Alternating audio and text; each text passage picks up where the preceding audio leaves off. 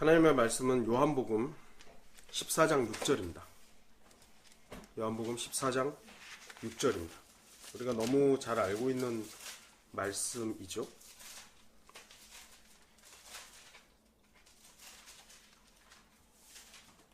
제가 읽겠습니다. 예수께서 그에게 말씀하시기를 나는 길이요 진리요 생명이라. 나로 말미암지 않고는 아버지께로 올 사람이 아무도 없느니라. 이렇게 말씀하셨습니다. 오늘 말씀의 제목은 다른 길은 없다. 다른 길은 없다.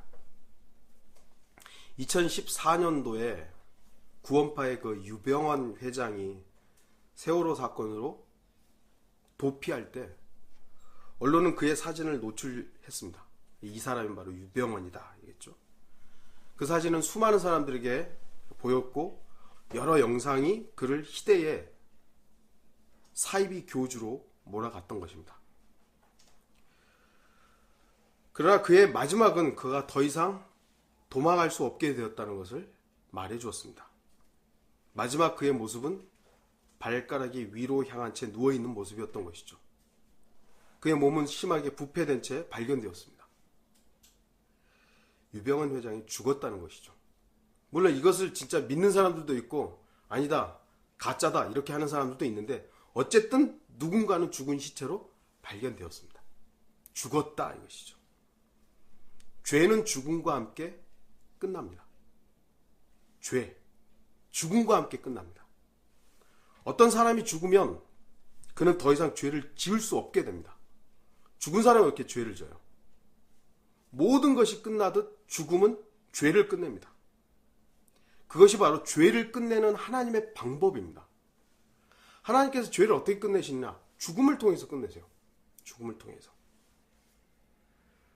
그래서 그의 아들 예수 그리스도를 죽이신 겁니다. 죄를 끝내기 위해서. 예수 그리스도의 죽음, 실제였죠. 예수님이 기절했다가 깨어난 것이 아니라 실제로 죽으셨던 것입니다. 그래서 예수 그리스도의 죽음은 죄를 영원히 끝내시는 죽음이었던 겁니다. 죄를 끝내신 거예요. 그렇기 때문에 예수 그리스도의 그 피의 속죄는 영원히 유효한 겁니다. 영원히 유효한 거예요. 한 번 그 히브리서에서 말씀하고 있듯이 단번 속죄를 이루어버린 것이죠. 예수님의 죽음을 통해서 죄의 문제가 해결되었다 이겁니다. 하나님의 말씀의 분명한 교훈에 따르면 우리가 죄를 지으면 죄와 연루되게 되면 영적인 권리를 몰수당하게 됩니다. 영적인 것들을 누리질 못해요. 겉으로는 그런 것처럼 보이지만 하나님께서 그에게 더 이상 죄와 연루된 사람을 보세요. 하나님은 거룩한 분이세요. 거룩한 그분이 우리가 죄와 연루되어 있고 죄를 즐기고 있는데 하나님의 영이 우리 안에서 역사하시겠어요? 역사하지 않아요. 그런데 지금까지 해왔던 그 탄력에 의해서 그 일들을 할 뿐이에요. 주님과는 무관한 일들입니다. 죄를 범한 혼은 죽는 겁니다. 고린도전서 6장 18절에 음행을 피하라. 사람이 범하는 죄마다 몸 밖에 있지만 음행하는 자는 자기 몸에 죄를 짓는 것이라. 어떤 목사는 죄의 짓거리의 문제를 하찮은 것처럼 말합니다. 죄의 짓거리의 문제가 아니라고. 안에 있는 속의 문제. 맞죠? 죄의 짓거리의 문제에 너무 치중을 했었기 때문에 그걸 해야 되느냐 말아야 되느냐에만 너무 치중했던 거예요. 그러다 보니까 죄는 안에 있는 문제다.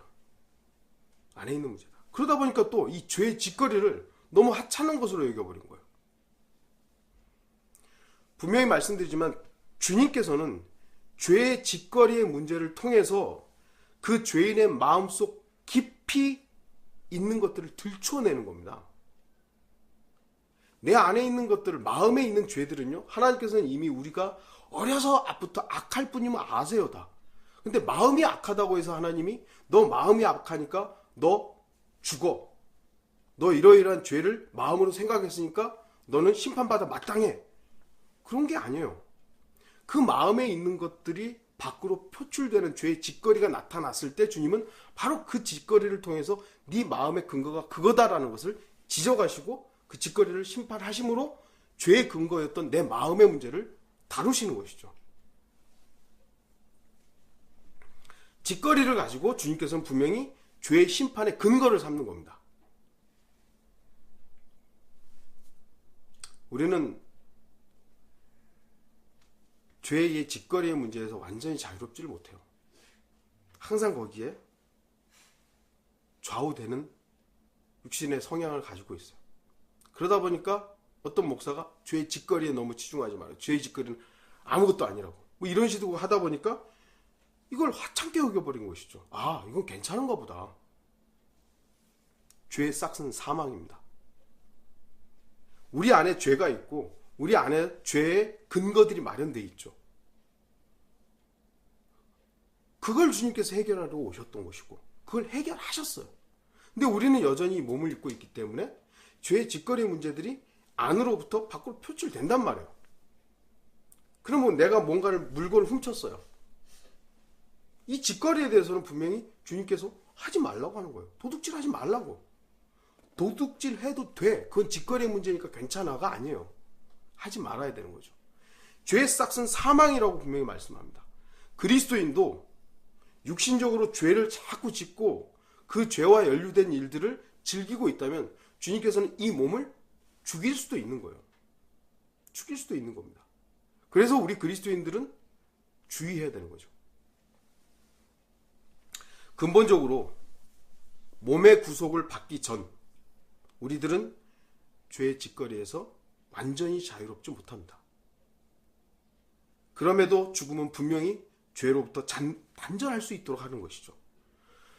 그래서 십자가가 매일 우리가 발견돼야 될 장소인 겁니다. 우리 악한 마음과 욕망들은 끊임없이 자꾸 뭔가를 추구하고 더 갖고자 하고 누굴 미워하고 시기하고 질투 계속 나와요. 근데 그걸 어떻게 처리해요? 어떻게 처리해요? 십자가예요. 아, 나 죽었지. 난 죽은 사람이지. 죽은 사람이 왜 저 사람에 대해서 시기하고 질투할까? 왜 저 사람을 미워할까? 다시 십자가에서 다시 죽은 자는 죄와 연루될 수 없지. 주님께서는 우리에게 이해할 수 없는 놀라운 일들을 행하셨습니다. 가만히 따져보면 어떻게 나 같은 사람을 구원하셨지? 여러분들 그렇게 생각하지 않으세요? 나 같은 사람을 왜 구원하셨을까? 정말 이해할 수 없죠. 나 같은 사람을 구원하셨으니까 저런 사람도 구원하실 수 있고 저런 사람도 구원하실 수 있다. 주님의 은혜 앞에서는 우리가 눈물을 흘리지 않을 수가 없습니다. 하나님께서는 자신의 아들 예수 그리스도의 피, 그 생명을 우리를 위해, 나를 위해 제물로 드려지도록 허락하셨어요. 예수 그리스도께서는 자신이 어린 양으로서 제물로 드려짐으로 아버지 하나님께서는 그 어린 양 아들의 제물됨을 받아들이신 것입니다. 그래서 그 죽음을 통해서 우리의 죄의 문제를 해결하신 거예요. 아까도 처음에 말씀드렸듯이 죄의 문제는 죽음을 통해서만 해결돼요. 죽음을 통해서만. 그래서 예수 그리스도께서는 죽으신 겁니다. 피와 생명은 뗄래야 뗄 수가 없잖아요. 피가 곧 생명이고 생명은 피가 있는 것이죠. 율법에 따르면 거의 모든 것이 피로써 정결케 되라니 피 흘림이 없이는 죄사함이 없느니라. 히브리서의 말씀인 것이요. 피 흘림이 없이는 죄사함이 없어요. 그래서 예수 그리스도께서는 자신의 피를 흘림으로 생명을 내어놓음으로 우리의 죄의 문제를 해결하신 것입니다. 그래서 예수 그리스도의 보혈은 무한한 가치가 있는 겁니다. 놀라운 능력이 있는 것이죠. 피를 흘린다는 것은 생명을 잃는 것을 의미하죠. 영원한 아들이요 하나님의 어린 양이신 예수 그리스도의 보혈이 흘려졌기 때문에 우리의 죄의 근본인 내 안에 있는 죄인이라는 내 이 근본과 죄의 짓거리의 문제들이 용서받을 수 있었던 것입니다. 이 영적 진리는 지극히 중요하기 때문에 우리는 선한 마음으로 이 진리를 매일 묵상해야 될 이유가 되는 겁니다. 주님이 나 같은 자를 위해서 죽으셨고 그 죽음으로 내 죄의 문제를 끝내셨구나. 또 우리는 이러한 구속을 위해서 나의 죄의 문제를 해결하시기 위해서 예수 그리스도께서 치러야 될 그 대가, 생명을 내어놓으신 그 대가를 어떻게 보면 너무 가볍게 여기지 않는 것인가. 그건 우리가 또 주의해야 될 부분이죠. 우리는 아무 값을 치르지 않았어요. 우리가 한 게 뭐가 있어요? 구원을 위해서. 아무것도 한 게 없어요. 그러다 보니까 구원은 쉽게 받는 거야. 사실은 예수 그리스도께서 그 값을 치렀기 때문에 우리가 값없이 받는 것이지 결코 구원은 값없이 지불된 게 아니에요. 예수 그리스도의 그 생명이 지불됐고 피값이 지불된 것이에요. 그래서 나는 값없이 그 선물을 받을 수 있게 된 것뿐입니다. 결코 예수 그리스도의 보혈이 싸구려가 아니라는 것을 우리가 알아야 되는 것이죠. 구약시대에는 짐승의 피를 드림으로 인해서 죄의 용서가 이루어졌습니다.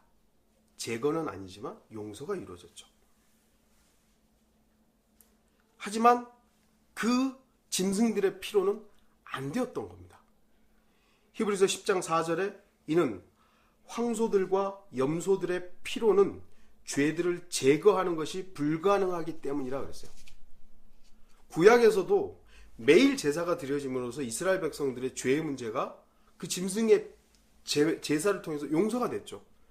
그러나 제거는 되지 않았어요.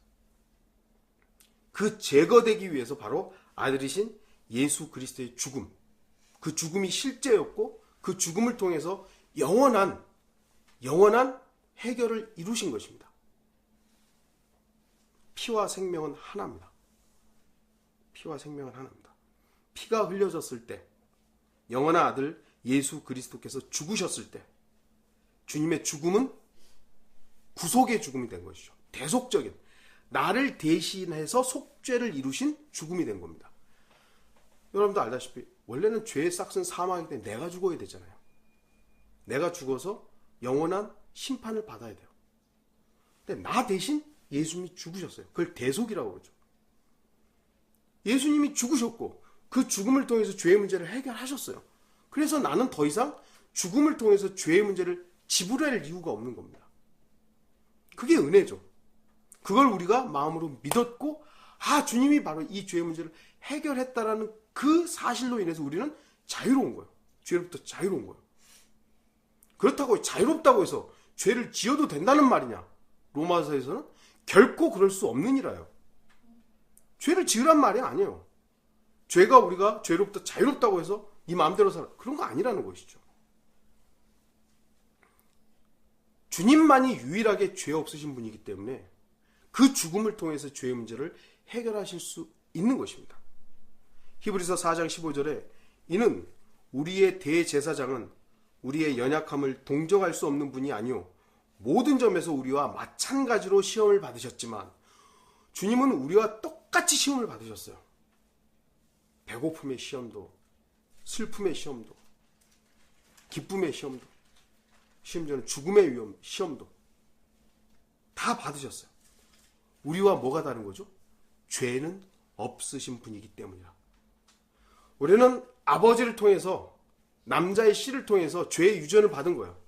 그래서 안 가르쳐줘도 부모가 어디 태어난 애한테 몇 달 지나면 너 거짓말해라고 가르치나요? 절대로 거짓말 하지 말라고 가르치죠. 그런데도 불구하고 아이들은 자라면서 거짓말을 해요. 왜요? 내 안에 죄의 유전이 있기 때문입니다. 예수 그리스도만이 유일하게 남자의 씨로 오지 않은 거예요. 여자의 씨로 오신 거예요. 그래서 그분만, 예수 그리스도만 죄의 유전이 없는 겁니다. 바로 그분만이 우리의 죄의 문제를 해결할 수 있는 유일한 분으로서 죽으신 겁니다. 죄에 빠진 인류를 위한 예수 그리스도의 대속적 죽음, 이게 바로 기독교의 근간이에요. 기초예요. 예수 그리스도께서 죄인을 위해서 피 흘려 죽으셨다. 이게 바로 기독교의 기본이에요. 그리고 죽음으로 끝난 것이 아니라 부활하셨다.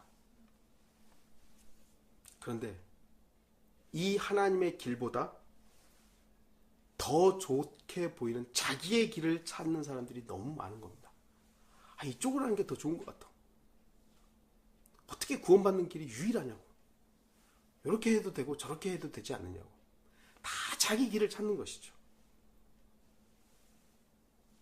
그러나 성경은 말씀합니다. 다른 길은 없습니다. 다른 길은 없어요. 다른 이에게는 구원이 없습니다. 주 예수 그리스도만이 유일한 길입니다. 사도행전 4장 12절에 그러므로 다른 이에게는 구원이 없나니, 다른 이에게는 구원이 없어요. 이는 하늘 아래서 우리가 구원을 받을 수 있는 다른 이름을 인간에게 주신 적이 없으니라. 구원을 받을 수 있는 다른 이름을 인간에게 주신 적이 없어요. 오직 예수 그리스도만을 통해서만 구원받을 수 있습니다. 여러분이 하나님을 믿고 신뢰하고 기뻐하는 그리스도인이라면 이 확신과 위로를 잃어버리면 안 됩니다. 예수 그리스도만이 나를 구원한다고. 예수 그리스도께서 나를 구원하셨다면 이 구원은 영원하다고.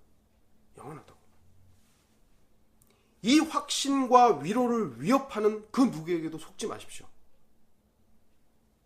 누군가 이 근본 진리를 바꾸거나 부정하려고 한다면 그것을 결코 허락하지 말아야 됩니다. 누군가 이 근본 진리를 변형시켜서 철학이나 문학이나 예술이나 종교와 조화시키려고 한다면 그것을 절대적으로 거부하십시오.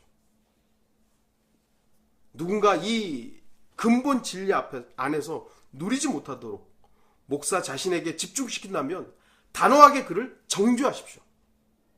정죄해야 되는 거예요. 주님이 이루어 놓으신 그 구원을 의심하게 하거나 주님이 이루어 놓으신 그 구원 안에서 누리고 감사하는 것을 방해하는 누군가 있다면 여러분들은 마귀라고 그 인간을 정죄해야 됩니다. 이 놀라운 진리가 우뚝 서서 그 위대함과 유효성을 만천하에 드러내야 되는 거예요. 주님만이 나를 구원하신 유일한 길이다고. 주님만이. 구원의 실제를 가지고 장난질 치는 사람들은 분명히 마귀의 일을 하는 사람들이에요. 물론 우리는 잃어버린 혼, 구원받지 못한 사람에게 복음을 진지하고 자세하고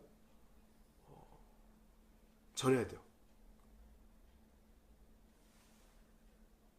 그런데 이것을 악용하는 자들이 생겨버린 것이죠. 어떤 목사는 구원의 문제를 자기의 감정이나 자기가 누군가를 지배하는 수단으로 사용을 하는 것이요. 나하고 사이가 좋지 않거나 내가 이런 말을 했는데 잘 안 들어요.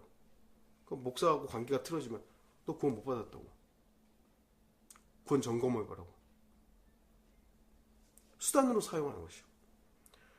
저도 한때는 너무 쉽게 구원을 복음을 전달해가지고 이게 받았는지 안 받았는지 참 점검하기가 힘든 그런 시간, 그런 때도 있었어요.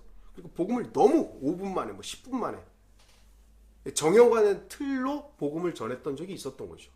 근데 어떤 목사를 만나니까 그가 진지하고 세밀하게 구원의 복음을 전하는 부분이 있었기 때문에 야, 이렇게 하는 거구나. 매료가 됐던 것이죠. 그런데 그 목사가 구원의 문제로 사람들을 조종하고 지배하는 것에 대해서 주의를 기울이지 못했던 거예요. 그 구원의 문제를 가지고 사람들을 지배하는 것이죠. 그러나 구원의 문제를 통해서 연약한 사람들을 통제하고 조종하려는 그 사악한 자들에게는 우리가 단호하게 주님의 말씀으로 정죄해야 되는 것입니다. 구원받은 그리스도인이라면, 구원받지 못했다면 그에게 정말로 진지하게 복음을 선포해서 구원받도록 이끌어야 되죠. 근데 구원받은 사람을 나와 좀 다르다고 해서 또 다시 점검하라고. 내 말, 목사 말을 안 듣는다고 너 구원 안 받았다고. 이렇게 하는 것은 우리가 그를 말씀으로 정죄해야 되는 거예요. 로마서 8장 38절 39절에 내가 확신하노니 사망이나 생명이나 천사들이나 정사들이나 권세들이나 현재 일들이나 다가올 일들이나 높음이나 깊음이나 어떤 다른 피조물이라도 우리를 그리스도 예수 우리 주 안에 있는 하나님의 사랑에서 떼어놓을 수 없으리라 그랬어요. 지금은 제가 이렇게 하나님의 말씀을 선포하면서 주님과 교제가 잘 되니까 구원받은 것 같은데 내일 저 어떻게 감정이 뚝 다운될지 제가 내일 뭐 어떻게 될지 모르잖아요. 근데 내가 주님을 누리지 못하고 있을 때 너 구원 받았어 하면은 좀 의심되잖아요. 그걸 말하는 게 아니에요. 그것으로 우리의 나의 어떠함으로 구원이 좌우되는 거 아닙니다. 예. 나의 어떠함으로 구원을 보장받는 것이 아니에요. 하나님의 말씀으로 보장받는 겁니다. 그래서 하나님의 말씀으로 우리는 그걸 믿는 거잖아요. 하나님의 말씀을 믿는 것이지 목사의 말을 믿는 게 아니에요. 구원을 통해서 구원이라는 이 소중한 놀라운 일들로 성도들을 조종하려는 것은 마귀적인 일입니다. 여러분 구원 받으셨죠? 구원 받았다면 이제 두려움과 떨림으로 구원을 온전히 이루어야 합니다. 빌립보서 2장 12절에 그러므로 나의 사랑하는 자들아 너희가 항상 복종했던 것처럼 내가 있을 때뿐만 아니라 내가 없는 지금도 더욱더 두려움과 떨림으로 너희 구원을 온전히 이루라. 구원을 온전히 이루어야 되는. 물론 이 구절을 통해서 행위를 강조하는 사람들이 있죠. 저는 지금 행위 구원을 말하는 것이 아닙니다. 지금 빌립보서 2장 12절에서 말씀하고 있는 구원이라는 이 단어는 지옥에서의 구원을 말하는 게 아닙니다. 왜 그렇습니까?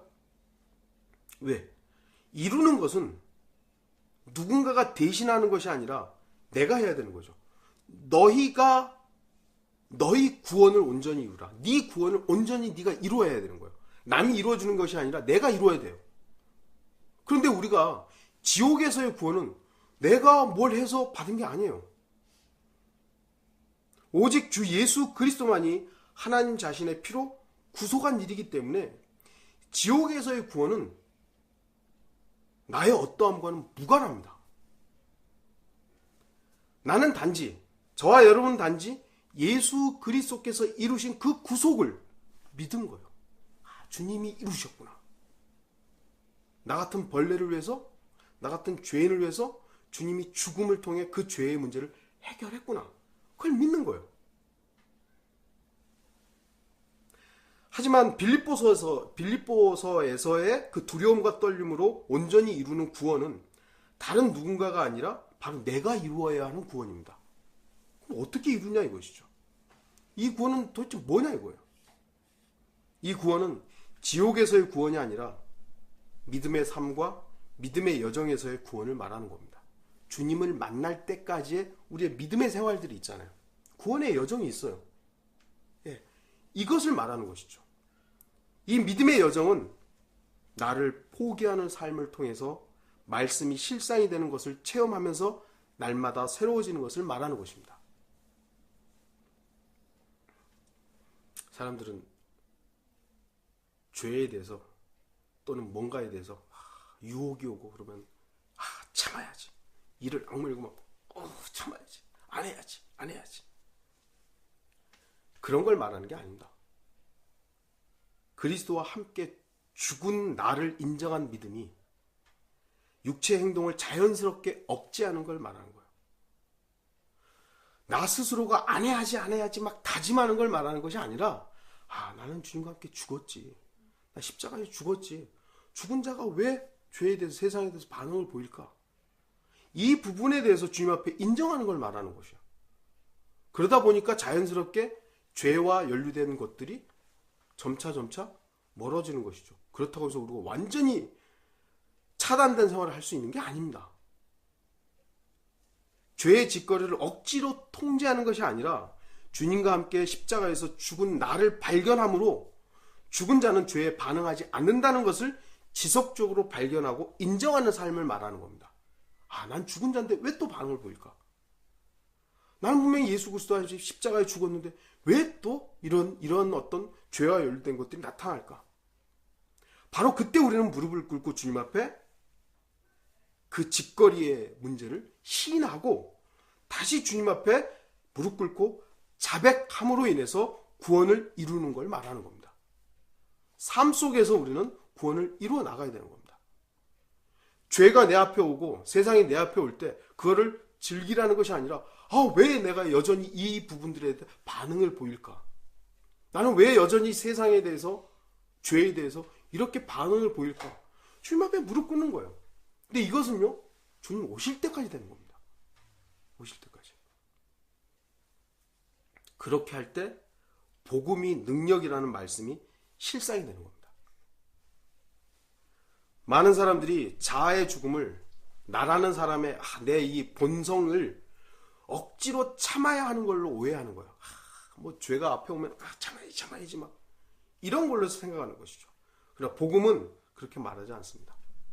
우리의 노력이 아닌 복음의 능력을 믿고 나라는 존재가 죽었음을 선포할 때 그 자아가 힘을 발휘하지 못하게 하는 능력, 그게 바로 복음의 능력입니다.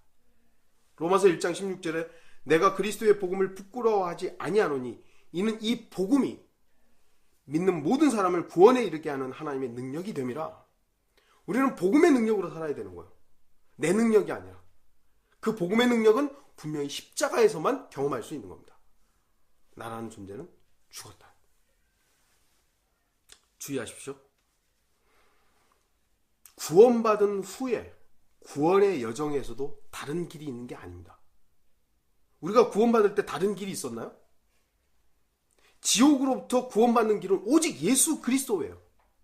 예수 그리스도만이 우리를 지옥으로부터 구원할 수 있는 유일한 길입니다. 그러면 구원받은 이후에 우리가 주님을 향해서 주님 오실 때까지 이 구원의 여정, 믿음의 여정을 갈 때 뭐 다른 길이 있나요? 그렇지 않아요. 예수 그리스도만이 유일한 길이세요. 여전히. 구원받은 후 이 땅에서의 구원의 삶을 살 때에도 다른 길은 없습니다.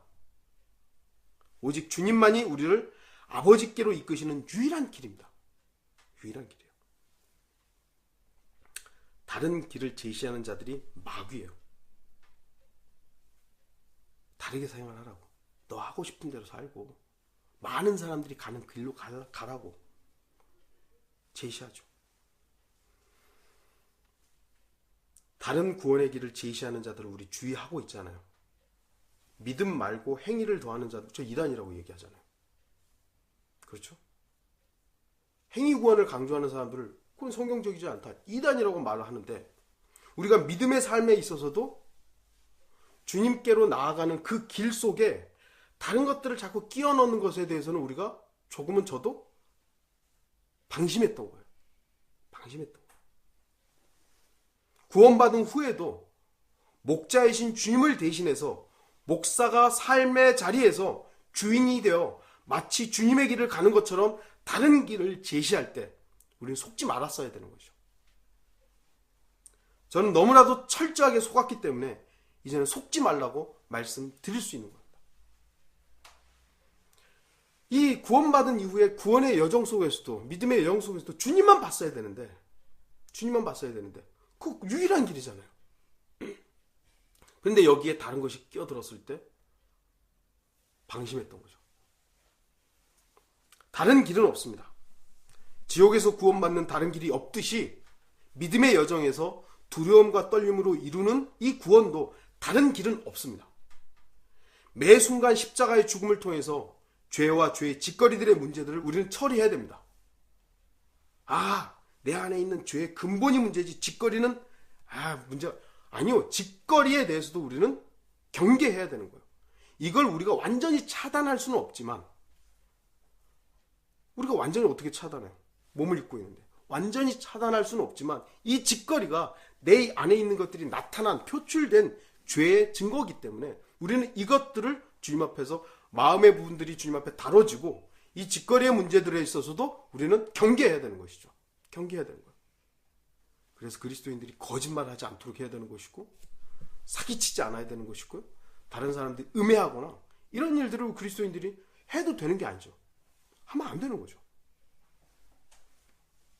핑계대고 애써 외면하지 마십시오.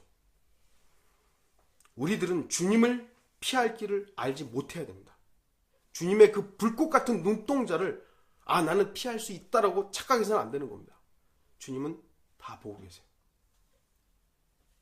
오직 주님께서 가셨던 그 십자가, 곧 나를 부인하는 그 길에서만 우리는 발견돼야 됩니다. 다른 길을 제시하고 다른 길로 인도하는 자는 도둑이고 강도입니다. 더 이상 속지 않겠습니다. 이러한 나의 다짐은 또 나를 사용하는 겁니다. 그래, 이제는 더 이상 안 속을 거야. 그거 별로 중요하지 않아요. 하지만 이제는 주님께 인도되는 다른 길에 그 어떤 것도 끼워 넣지 않겠다고 너무나도 분명히 배웠습니다. 이제는 더 이상 주님 말고 다른 그 어떤 것도 끼워 넣지 않겠다. 다른 길은 없습니다. 오직 주 예수 그리스도만이 길이요 진리요 생명입니다. 오늘 말씀을 다시 읽고 마치도록 하겠습니다. 예수께서 그에게 말씀하시기를 나는 길이요 진리요 생명이라. 나로 말미암지 않고는 아버지께로 올 사람이 아무도 없느니라. 아버지께로, 하나님 아버지께로 갈 수 있는 유일한 길은 예수 그리스도입니다. 다른 누군가를 여러분 또 다른 무엇인가를 그 중간에 끼워 넣지 마십시오. 주님만이 유일한 길입니다.